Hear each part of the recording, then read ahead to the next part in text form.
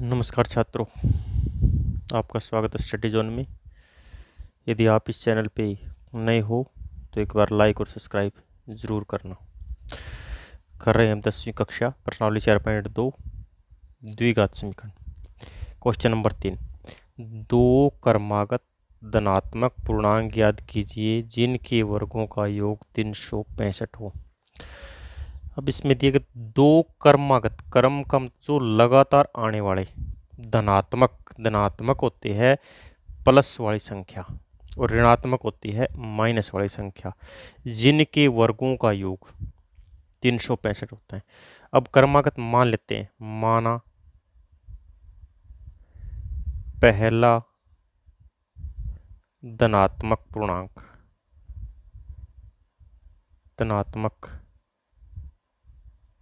पूर्णांक x मान लिया हमने। क्या माना है? x। अब दूसरा क्रमागत लगातार आने वाला है, तो दूसरा धनात्मक पूर्णांक x प्लस 1 हो जाएगा। ये दोनों ही लगातार है, इनके वर्गों का योग तो प्रश्नानुसार कर देंगे। प्रश्नानुसार क्या लिख देंगे? प्रश्नानुसार में वर्गों का वर्ग किसका?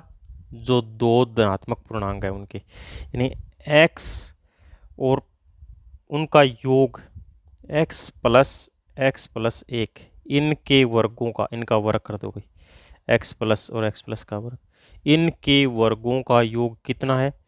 365 दिया गया है। पहला और दूसरा यानी दोनों के वर्गों का योग 365 है, तो इसका वर्ग कर दिया, इसका वर्ग कर दिया, 365 कर दिया हमने। ठीक है, अब इसको हल करते हैं। एक्स स्क्वायर प्लस, अब कई बच्चे क्या है, इसको एक्स स्क्वायर और प्लस 1 का स्क्वायर कर देते हैं। नहीं, ये हमारे पास क्या एक फार्मूला होता है, यानी a प्लस बी का होल स्क्वायर क्या होता है?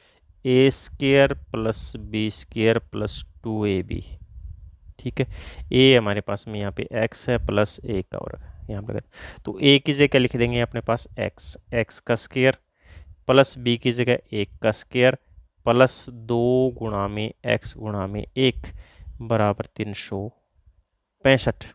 ये सूत्र लगा दिया, a square b square plus 2ab।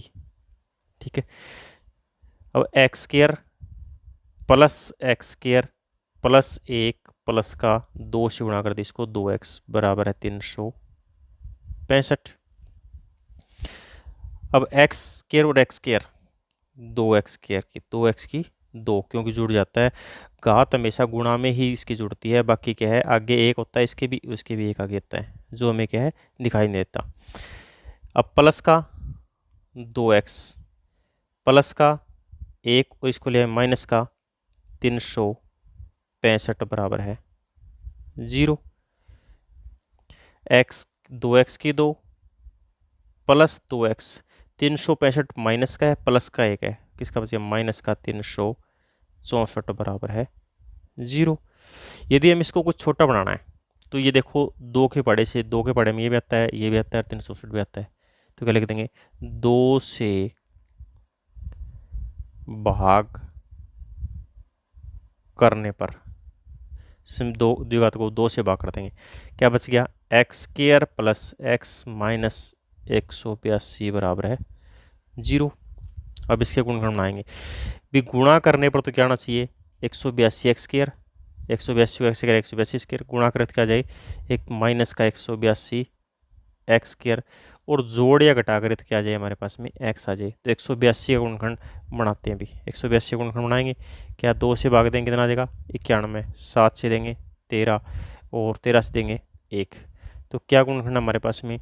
2 7 13। अब इसी को आगे पीछे बढ़ाना है, तो 7 दूनी 14 और 13, तो 14 और 13, 14 किसका होना चाहिए हमारे पास में? प्लस का, क्योंकि प्लस का बड़ा है, और 13 किसका? माइनस का, तो क्या लिख देंगे? एक्स स्क्वायर प्लस में 14x माइनस का 13x माइनस 182 बराबर है 0।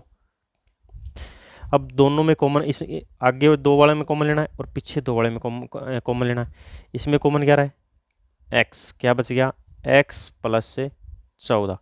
अब इसमें देखो यहाँ पे माइनस है, यहाँ माइनस है, इसमें दोनों में प्लस है तो दोनों सेम चाहिए अगले जोड़े में, तो क्या कॉमन ले लेंगे, माइनस। अब 13 से भाग हो सकता है तो 13 इसमें कॉमन आ जाएगा, एक्स माइनस से भाग कर दे किसका आ जाएगा, प्लस।